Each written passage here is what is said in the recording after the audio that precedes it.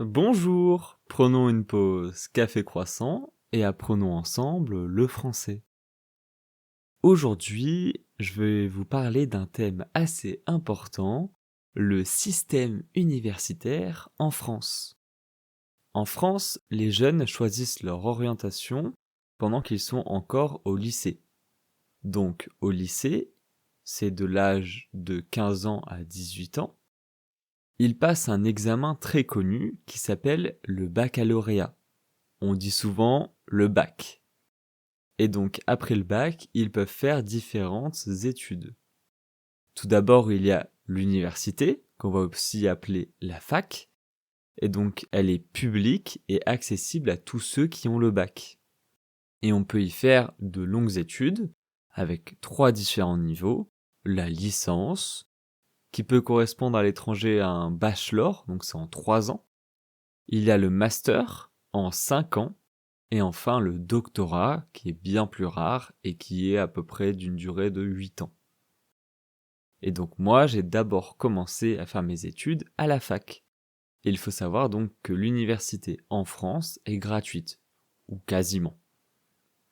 Alors il y a aussi des écoles spécialisées. Par exemple, il va y avoir des écoles d'ingénieurs, des écoles de commerce, des écoles d'art, etc. Et par exemple, souvent les écoles d'ingénieurs, il faut faire des écoles préparatoires avant pour passer des concours et ensuite être pris en école d'ingénieur. Alors il y a aussi bien sûr des écoles privées qui sont souvent assez chères et elles ne délivrent pas forcément un diplôme reconnu par l'État. Alors moi par exemple, je suis dans une école qui délivre un bac plus 5 qui est reconnu par l'État. Mais ce n'est pas le même bac plus 5 qu'à l'université.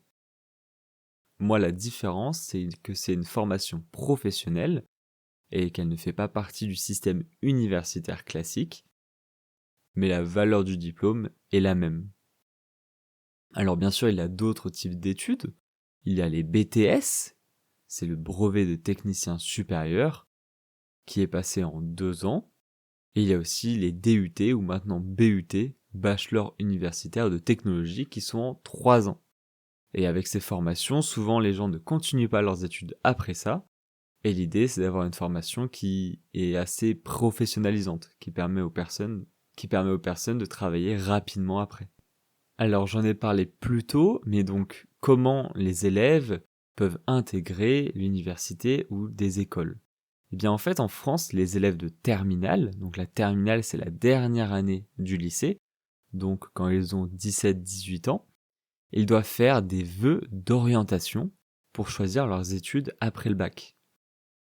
Donc en fait, ils utilisent une plateforme nationale qui s'appelle Parcoursup.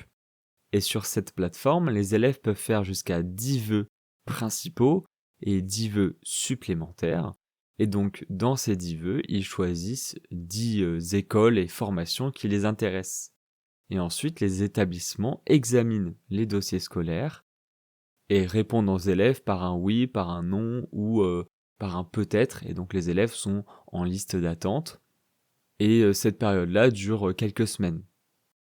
Et donc à la fin de ces semaines de sélection, normalement, la majorité des gens ont au moins un vœu dans lequel ils peuvent faire des études. Alors je dis bien normalement, puisque ce système est loin d'être parfait.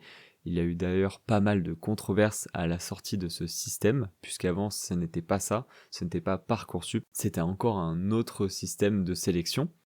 Moi, je le trouve plutôt performant, mais il y a encore pas mal de choses à voir. Par exemple, souvent on dit que les établissements ne font pas attention qu'aux notes, mais aussi aux commentaires ou alors aux lettres de motivation des élèves, etc. Moi, je pense que ce n'est pas vraiment le cas actuellement. Je pense que les notes sont extrêmement importantes et que malheureusement, les lettres de motivation n'ont pas autant d'impact qu'elles devraient avoir. Puisque pour moi, on peut ne pas être très bon au lycée, mais on peut avoir un projet professionnel très précis et être très motivé pour rentrer par exemple dans une formation qui va être assez spécialisée. Par exemple, pour moi, on n'a pas besoin d'avoir 20 sur 20 au bac pour rentrer dans une école d'art, puisque les matières au bac n'auront pas vraiment de rapport avec les matières en école d'art. Pour autant, souvent, eh bien, ils vont faire quand même pas mal attention aux notes. Donc voilà, c'est vraiment un sujet à débat. Je dis pas que je détiens la vérité, mais au moins vous avez mon avis. J'espère que ce podcast vous aura aidé à comprendre le système d'études en France.